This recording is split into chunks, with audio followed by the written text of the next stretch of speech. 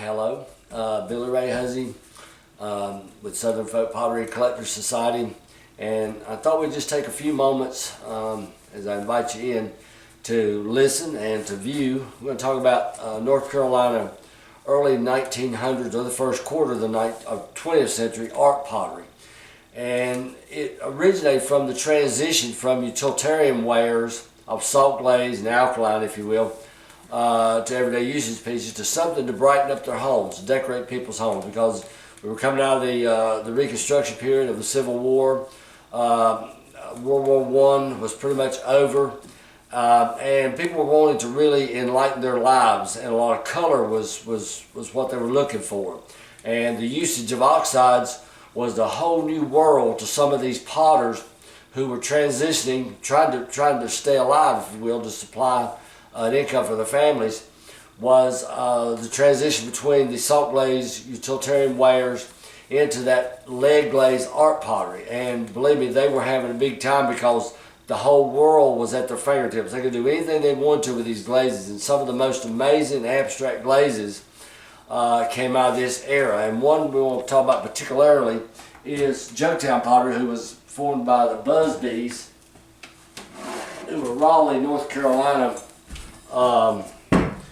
residents, and they were fascinated with oriental shapes as well as glazes. And this glaze here is called Chinese blue, and it comes out with a lot of reduction, and reduction is where the keel is cutting off the atmosphere, and it's reducing in the intake of oxygen, and it comes into these oxides being transformed into reds, all different tones of red.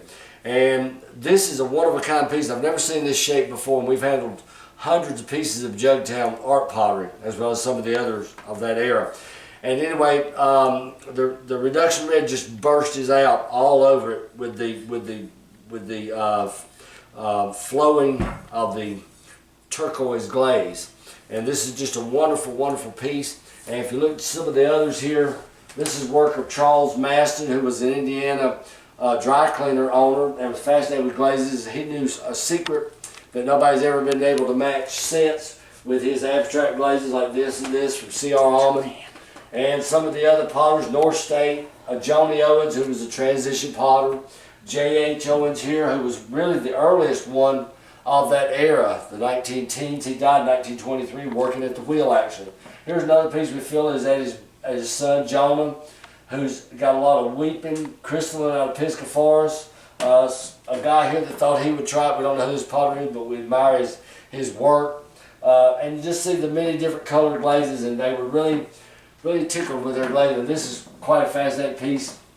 This was made by A.R. Cole out of Sanford, and he called his first part the rainbow pottery, and that's an interesting piece that it personifies the usage of rainbow colors. So anyway, these pieces are in sale number 60. That's ongoing right now. If you have an interest, give us a call, and we'll be more than happy to talk with you. And I thank you for your time.